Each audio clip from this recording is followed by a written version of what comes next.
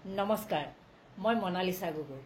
অসমৰ মুখ্যমন্ত্ৰী ডক্টৰ হিমন্ত বিশ্ব শৰ্মা বিনিয়োগ সন্মিলনৰ কাৰণে যেতিয়া বিদেশ ভ্ৰমণত ব্যস্ত আছিল, ছিংগাপুৰলৈ গৈছিল, জাপানলৈ গৈছিল, সেই সময়ত তেওঁ এটা বৃহৎ টেনশ্যনত পৰিছিল। টেনশ্যনটো আছিল গৌৰৱ গগৈৰ পত্নীয়ে পাকিস্তানত চাকৰি কৰে আৰু গৌৰৱ গগৈৰ পত্নী পাকিস্তানৰ পৰা দৰমহা লয়, পাকিস্তানৰ লগত তেওঁৰ লিংক আছে। তাৰপিছত লাহে লাহে বিষয়টোত তেওঁ গভীৰভাৱে সোমালে আৰু সোমাই গম পালে যে গৌৰৱ গগৈৰ পত্নী নহয়, গৌৰৱ গগৈ বহুতবাৰ পাকিস্তান গৈছে আৰু পাকিস্তানত তেওঁ ISI ট্ৰেইনিং প্ৰশিক্ষণ পৰ্যন্ত লৈছে। 15 দিন তেওঁ তাত গৈ আছিল। এই ধৰণৰ তথ্যও মুখ্যমন্ত্ৰীয়ে লাহে লাহে লাভ কৰিলে। তাৰপিছত মুখ্যমন্ত্ৰীৰ আন এটা টেনশ্যন হ'ল যে গৌৰৱ গগৈৰ সন্তান দুটা, এটা ল'ৰা আৰু এটা ছোৱালী, সেই দুয়োটা নাবালকৰে নাগৰিকত্ব ভাৰতৰ নহয়, ভাৰতীয় নাগৰিকত্ব তেওঁলোকৰ নাই, তেওঁলোকৰ ব্ৰিটিছ নাগৰিকত্ব আছে। এই তিনিটা বিষয়ে মুখ্যমন্ত্ৰীক খুলি খালে। খুলি খোৱাৰ কাৰণো আছে অৱশ্যে, কাৰণ অসমৰ মুখ্যমন্ত্ৰীগৰাকী অসম ৰাজ্যৰ দায়িত্বত আছে, তেওঁ গৃহ বিভাগৰো দায়িত্বত আছে। গতিকে তেওঁ ভাবিলে যে অসমৰ এগৰাকী সাংসদৰ যদি পত্নী আৰু সাংসদগৰাকী নিজেই পাকিস্তানলৈ গৈছিল, তেনেহ'লে এইটো আমাৰ দেশৰ কাৰণে, দেশৰ নিৰাপত্তাৰ প্ৰতি এক ভাবুকি হ'ব পাৰে। গতিকে তেওঁ বিষয়টো লৈ তদন্ত আয়োগ গঠন কৰিলে, SIT গঠন কৰিলে।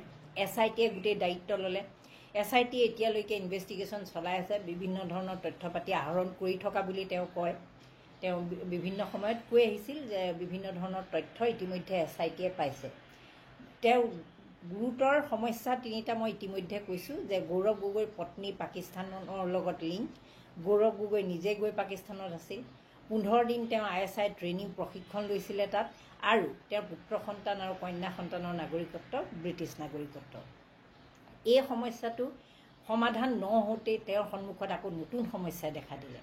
এই সমস্যাটো তেওঁ আৰম্ভ হৈছিল, লগ লৈছিল তেওঁক 15 ফেব্ৰুৱাৰী মানৰ পৰা, আৰু একেলেঠাৰিয়ে এই সমস্যাটো তেওঁ প্ৰতিখন সংবাদমেল, প্ৰতিবাৰেই সাংবাদিকৰ লগত মুখামুখি হওঁতে বিভিন্ন সময়ত তেওঁ এই সমস্যাকেইটা সম্পৰ্কত মন্তব্য কৰি আহিছে। তেওঁ কৈ আহিছে যে এই কথাটো গৌৰৱ গগৈ হয়তো নাজানিও ফচি যাব পাৰে, গতিকে তেওঁৰ সেইটো দায়িত্ব। কেতিয়াবা তেওঁ কৈছে যে নহয়, গৌৰৱ গগৈ এইটো একেবাৰে যেতিয়া মুখ্যমন্ত্ৰী, দেউতাক যেতিয়া মুখ্যমন্ত্ৰী আছিল, সকলোৱে জানোৱেই যিহেতু গৌৰৱ গগৈ পিতৃ তৰুণ গগৈ অসমৰ মুখ্যমন্ত্ৰী আছিল, সেই সময়ত তেওঁৰ বোৱাৰীয়েক ইয়াত আছিল, গতিকে মুখ্যমন্ত্ৰী ঘৰৰ এক্সেছটো পাই গৈছিল। গতিকে অসমৰ নিৰাপত্তা বা দেশৰ নিৰাপত্তা সম্পৰ্কীয় তথ্য তেওঁলোকে পাকিস্তানক শ্বেয়াৰ কৰিছিল নেকি, এনেকুৱা ধৰণৰ বিভিন্ন সমস্যাত মুখ্যমন্ত্ৰীগৰাকী জৰ্জৰিত হৈ আছিল। তাৰপিছত তেওঁ বিষয়টো সম্পৰ্কত যেনেধৰণে ছিৰিয়াছলি বিভিন্ন সময়ত মই ইতিমধ্যে উল্লেখ কৰিছোঁ মন্তব্য ৰাখি আহিছে, সমান্তৰালভাৱে তেওঁ সোঁৱে বাৱে থকা মন্ত্ৰীকেইগৰাকীয়েও বিভিন্ন সময়ত বুমৰ আগত তেওঁলোকৰ মুখপাত্ৰসকলেও মন্তব্য কৰি আহিছে। কিন্তু ভাৰতৰ যি গৃহ বিভাগ আছে, ভাৰতৰ যি নিৰাপত্তা সংস্থাসমূহ আছে, সেই নিৰাপত্তা সংস্থাসমূহ বা গৃহ বিভাগে কিন্তু এই বিষয়টো সম্পৰ্কত এতিয়ালৈকে কোনো ধৰণৰ মন্তব্য কৰা নাই। তেওঁলোকে এগৰাকী সাংসদ পাকিস্তানত প্ৰশিক্ষণ লৈ আহিছে, 15 দিন ধৰি ISI প্ৰশিক্ষণপ্ৰাপ্ত এগৰাকী সাংসদ, কিন্তু সেই ইমান গুৰুতৰ বিষয়টো সম্পৰ্কত কিন্তু অসমৰে নহয়, ৰাষ্ট্ৰীয় পৰ্যায়ৰ কোনো এটা সংস্থাই, চোৰাংচোৱা সংস্থাই এতিয়ালৈকে কোনো ধৰণৰ মন্তব্য কৰা নাই। আনকি গৃহমন্ত্ৰী অমিত শ্বাহেও সেই বিষয়ে কোনো ধৰণৰ মন্তব্য কৰা নাই। এনেধৰণে মুখ্যমন্ত্ৰী চিন্তাত বিহবল হৈ থাকোঁতে তেওঁ নিজে এই টেনশ্যনটো লৈ থকাৰ সময়তে তেওঁ আকৌ এটা নতুন টেনশ্যনে লগ দিছে। সেই টেনশ্যনটো হ'ল বিগত 11 জুনৰ পৰা তেওঁ সেই টেনশ্যনটো আৰম্ভ হৈছে। মই ইতিমধ্যে কৈছোঁ যে এই যিটো কথা তেওঁ পাকিস্তানৰ লগত গৌৰৱ গগৈ সম্পৰ্ক, সেইটো আৰম্ভ হৈছিল প্ৰায় 15 ফেব্ৰুৱাৰী মানৰ পৰা, ফেব্ৰুৱাৰীৰ পৰা মাৰ্চ, মাৰ্চৰ পৰা এপ্ৰিল আৰু এপ্ৰিলৰ পৰা মে'লৈকে এই টেনশ্যনটো লৈয়ে থাকিল। আনকি 26 মে'ৰ দিনাখন, যিদিনাখন গৌৰৱ গগৈৰ নাম অসম কংগ্ৰেছৰ সভাপতি হিচাপে ঘোষণা হ'ল, সেইদিনাখনো তেওঁ এটা কথাই ক'লে যে পাকিস্তানৰ প্ৰেম, গৌৰৱ গগৈ পাকিস্তানী এজেণ্ট এগৰাকী তেওঁৰ মতে। গতিকে তেনেকুৱা এজন মানুহক যেতিয়া কংগ্ৰেছ দলে, কংগ্ৰেছ নেতৃত্বই যেতিয়া অসমৰ দায়িত্ব দিছে, ইয়াত প্ৰকাশ পাইছে যে পাকিস্তানৰ প্ৰতি ৰাহুল গান্ধীকে ধৰি কংগ্ৰেছ দলৰ কেনেকুৱা এটা প্ৰেম আছে, সেই কথাটো ক'লে। আৰু সেই সম্পৰ্কে বিভিন্নজনে তেওঁলোকে মন্তব্য কৰিলে যে কংগ্ৰেছ দলটো শেষ হৈ গ'ল, এনেও শেষ হৈ আছিল, আৰু গৌৰৱ গগৈ নিচিনা এজন পাকিস্তানী এজেণ্টক দি দিয়াৰ পাছত দলটোৱে শেষ হৈ গ'ল। কিন্তু বিগত 11 জুনৰ পৰা তেওঁ অকণমান বিষয়টো সলনি হৈছে, চিন্তাৰ বিষয়টো সলনি হৈছে। তেওঁ এইকেইদিন আপোনালোকে মন কৰিছেনে নাই নাজানো, গৌৰৱ গগৈ পাকিস্তানৰ লগত সম্পৰ্ক থকা কথাটো একেবাৰে বন্ধ ৰাখিছে। কোনো ধৰণৰ সেই বিষয়ত মন্তব্য কৰা নাই। এইকাৰণে তেওঁ এবাৰ কৈয়ে দিছিল যে অহা 10 ছেপ্টেম্বৰৰ দিনৰ 11টা বজাত তেওঁ সকলো তথ্য দিব, গতিকে আৰু বাৰে প্ৰতি এইখিনি কথা কৈ নাথাকে। কিন্তু এতিয়া তেওঁক এই বিগত এটা মাহৰ ভিতৰত বোলে এটা নতুন টেনশ্যনে দেখা দিছে। তেওঁ সেই টেনশ্যনটো লৈ পেলাই তেওঁ মানে ইতিমধ্যে 2খন সংবাদ মেলত সেইখিনি তথ্য উল্লেখ কৰিলে। তাৰে প্ৰথম সিদিনা যিখন সংবাদমেল সম্বোধন কৰিছিল আজিৰ পৰা বিগত সপ্তাহত, সেই সংবাদমেলখনত তেওঁ ক'লে যে বিগত এটা মাহত প্ৰায় কেইবা হাজাৰ, প্ৰায় 5,000 মান এনেকুৱা একাউণ্ট ফেচবুকত, সামাজিক মাধ্যমত সক্ৰিয় হৈছে, যিবোৰ একাউণ্ট ইমান দিন এক্টিভিটি কোনো ধৰণৰ নাছিল, সেইখিনি এমাহমানৰ ভিতৰত সক্ৰিয় হৈছে। আৰু এই সক্ৰিয় হোৱা একাউণ্টবিলাকে ইণ্ডিয়া কংগ্ৰেছ, মানে ভাৰতৰ যি ৰাষ্ট্ৰীয় পৰ্যায়ৰ কংগ্ৰেছ দল বা ৰাহুল গান্ধীক তেওঁলোকক সমৰ্থন নকৰে বা তেওঁলোকৰ পেজত লাইকো নামাৰে বা তেওঁলোকৰ তাত কোনো ধৰণৰ মন্তব্য নকৰে। কিন্তু অসমৰ এগৰাকী ৰাজনীতিক, তেওঁৰ নামটো কোৱা নাই, অসমৰ এগৰাকী ৰাজনীতিকৰ তলত কমেণ্ট কৰে, লাইক কৰে, ভিডিঅ' লাইক কৰে আৰু বিভিন্ন ধৰণৰ মন্তব্য দিয়ে। অসম কংগ্ৰেছৰ পেজটোতো তেওঁলোকে লাইক কৰে বুলি কৈছে আৰু তেওঁ এই বিষয়টোৰ ওপৰত দায়িত্ব দিছে আৰু তেওঁৰ ৰিচাৰ্চ টিমে এইখিনি চাই থকা বুলি কৈছিল। আজি তেওঁ এখন সংবাদমেল সম্বোধন কৰিলে আৰু আজি একেবাৰে গোটেইখিনি তথ্যই দি দিলে, নামে সৈতে উল্লেখ কৰি দিলে ক'ৰ পৰা সেইবোৰ একাউণ্ট এড্ৰেছটো দিয়া আছে আৰু ক'ৰ পৰা সেই একাউণ্টবোৰ পৰিচালিত হৈছে। তেওঁৰ মতে 2092টা তেনেকুৱা একাউণ্ট তেওঁলোকে পাইছে আৰু পৃথিৱীৰ 47খন দেশৰ পৰা সেই একাউণ্টবোৰ পৰিচালিত হৈ আছে। মানে তেওঁলোকৰ এড্ৰেছবোৰ তাৰ পৰা লিখা আছে, নামটোৰ তলত যি ঠিকনা থাকে সেই ঠিকনাটোত অসম বা ইয়াৰ ঠিকনাৰ পৰিৱৰ্তে বিভিন্ন ঠাইৰ ঠিকনা আছে। সেইবিলাকৰ ভিতৰত বাংলাদেশৰ চিটাগং জিলাৰ ঠিকনা আছে, বাংলাদেশৰে মৈমনসিং জিলাৰ ঠিকনা আছে, ঢাকাৰ ঠিকনা আছে, মানে পৃথিৱীৰ বিভিন্ন দেশৰ আছে। তাত কিন্তু গুৰুতৰভাৱে আছে বিশেষ এটা সম্প্ৰদায়ৰ বোলে সেই একাউণ্টবোৰ বেছিভাগে বিশেষ এটা সম্প্ৰদায়ক প্ৰতিনিধিত্ব কৰে আৰু মুছলমান কাণ্ট্ৰিবিলাক যিবোৰ আছে সেইবিলাকৰ পৰা সেই একাউণ্টবিলাকে মন্তব্য দিয়ে, লাইক মাৰে বুলি কৈছে। লগতে তেওঁ এটা কথাও কৈছে যে এই একাউণ্টবোৰ যিবোৰে গৌৰৱ গগৈ বুলি তেওঁ কোৱা নাই, সেই বিশেষ নেতাজনক যিসকলে লাইক কৰে বা যিসকলে অসম কংগ্ৰেছক ফ'ল' কৰি আছে, তেওঁকো তেওঁৰ পেজতো কেতিয়াবা বোলে সেই একাউণ্টবিলাকে লাইক মৰা আৰম্ভ কৰিছে। অৱশ্যে আগতে কৰা নাছিল, কিন্তু যেতিয়াই তেওঁ সংবাদ মাধ্যমক জনাই দিলে যে কিছুমান এনেকুৱা একাউণ্ট এক্টিভ হৈছে বুলি, তেতিয়াৰ পৰা সেই একাউণ্টকেইটাৰ পৰা কোনোটোৰ পৰা তেওঁ তাতো বোলে লাইক কৰা আৰম্ভ কৰিছে। আনকি কিছুমান চেনেলৰ পেজতো তেওঁলোকে মন্তব্য দিছে, লাইক মাৰিছে। এতিয়া মুখ্যমন্ত্ৰীৰ সেইটো এটা ডাঙৰ চিন্তা, এইকাৰণেই যে এইটো এটা নিৰাপত্তাৰ লগত জড়িত সমস্যা। তেওঁ কৈছে যে এইখিনি আমি গোটেইখিনি চাব লাগিব, কাৰণ এইটো দেশৰ ৰাজ্যখনৰ নিৰাপত্তাৰ লগত জড়িত এটা সমস্যা। কাৰণ অসমত বহুদিনৰ পৰা অসমখনক টাৰ্গেট হিচাপে লৈ অহা হৈছে, অসমত সাম্প্ৰদায়িক সম্প্ৰীতি বিঘ্নিত কৰাৰ কাৰণে চেষ্টা কৰি অহা হৈছে। এটা মৌলবাদী শক্তিয়ে সদায় চেষ্টা চলাই আহিছে আৰু সেই চেষ্টাৰ অংশ হিচাপে তেওঁৰ মতে এই একাউণ্টবিলাকে কাম কৰিবলৈ লৈছে আৰু বিগত এটা মাহত এই একাউণ্টবোৰ সক্ৰিয় হৈছে। মই ইতিমধ্যে উল্লেখ কৰিছোঁ যে মুখ্যমন্ত্ৰীয়ে এই একাউণ্টৰ কথাটো আৰম্ভ কৰিছে জুন মাহৰ 11-12 তাৰিখমানৰ পৰা। এইকেইটা দিন, মাত্ৰ 9-10টা দিনৰ ভিতৰত এইখিনি তেওঁ ডেভেলপমেণ্ট যিখিনি তথ্য পালে, সেই তথ্যখিনি 2092টাৰ তথ্য আজি ইতিমধ্যে সাংবাদিকসকলক দিছে। তাৰ আগৰখিনি যিখিনি মই ইতিমধ্যে কৈছোঁৱেই যে পাকিস্তানৰ কথাখিনি তেওঁ কৈ আছিল। আজি কিন্তু কোনো ধৰণৰ পাকিস্তানৰ গৌৰৱ গগৈ আৰু পাকিস্তানৰ সম্পৰ্কৰ কথা কোৱা নাই, কিন্তু পাকিস্তানৰ কিছুমান একাউণ্টে গৌৰৱ গগৈ বুলি নাম উল্লেখ নকৰিলেও কংগ্ৰেছৰ হেৰি বুলি কৈছে, তেওঁ সভাপতিগৰাকীক সমৰ্থন কৰে, কিন্তু তেওঁ নামটো কোৱা নাই। এতিয়া মুখ্যমন্ত্ৰীৰ সন্মুখত দেখা দিয়া এই দুয়োটা ভয়ংকৰ সমস্যাই আচলতে অসমবাসীকো এক প্ৰকাৰ জুৰুলা কৰি পেলাইছে। অৱশ্যে সকলো অসমবাসীকে নহয়, কিছু সংখ্যক অসমবাসীক জুৰুলা কৰি পেলাইছে বুলি আপোনালোকে সামাজিক মাধ্যমত চালেই গম পাব।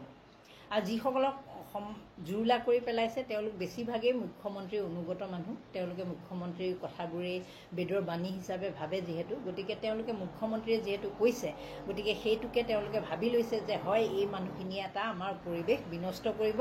আৰু মুখ্যমন্ত্ৰীয়ে লগতে আজি সংবাদমেলখনত কৈছে যে 2026 যি নিৰ্বাচন আহি আছে তেতিয়ালৈকে এই একাউণ্টবিলাক হয়তো কিমান হ'বগৈ ঠিক নাই, হয়তো 1 লাখো হৈ যাবগৈ পাৰে।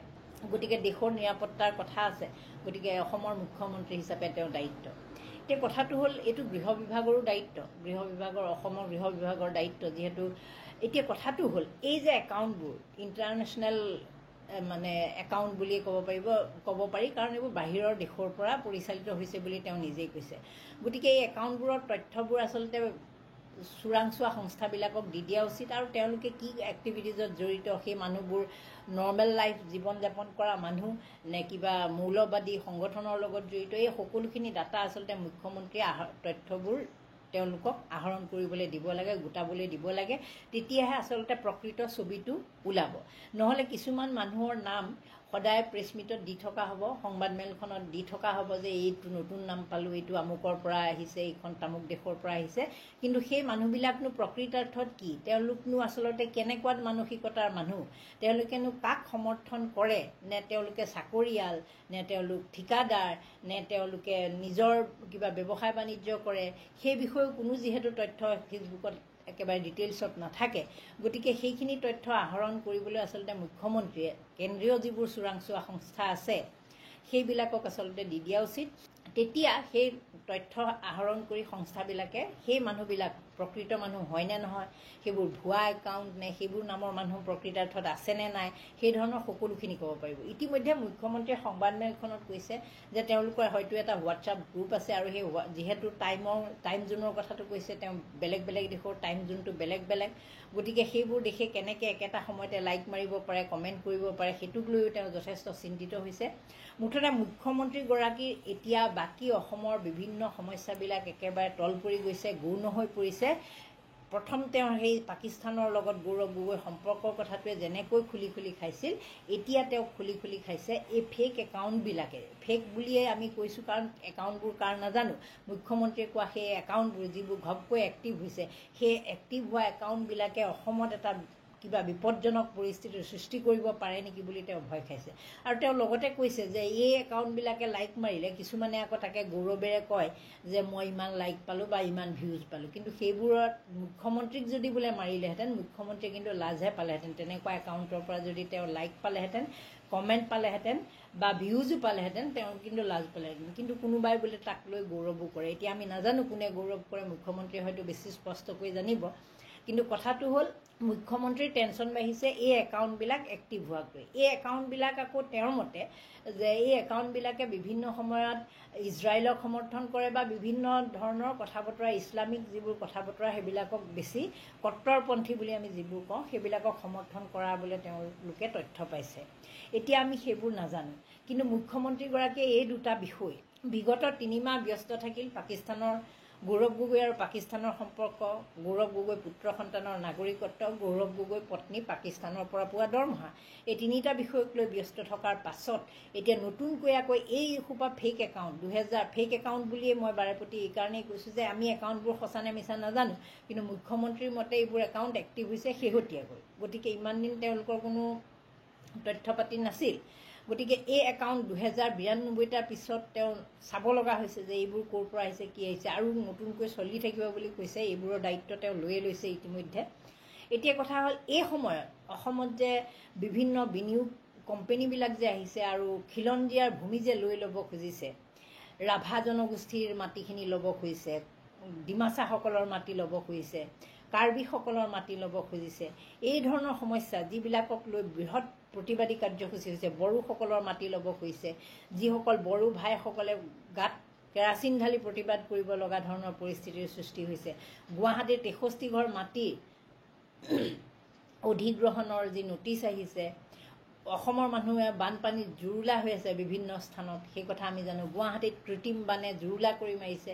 ইয়াৰ অকণমান মই এই ভিডিঅ'টো কৈ থকাৰ প্ৰায় 10 মিনিটমান আগতে যিজাক বৰষুণ দিলে, এই বৰষুণতো গুৱাহাটীৰ বিভিন্ন স্থানত কৃত্ৰিম বানপানীয়ে জুৰুলা কৰিছে।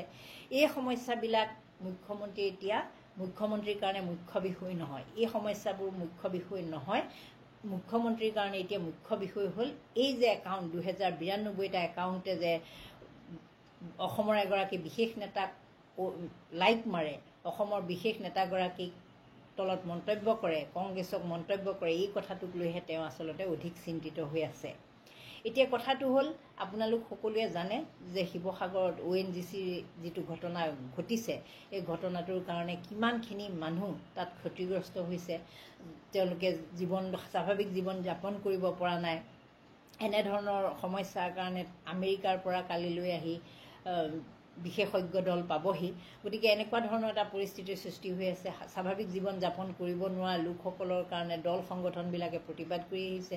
মুখ্যমন্ত্ৰীয়ে ইতিমধ্যে তেওঁলোকক 25,000কৈ এককালীন সাহায্যও দিছে আৰু সেইখিনি তথ্য আজি সংবাদমেলৰ আৰম্ভণিতে তেওঁ কৈছে যে একেবাৰে পাৰ্মানেণ্টলি সেই ৰিগটো বন্ধ কৰি দিয়াৰ তেওঁলোকে সিদ্ধান্ত লৈছে।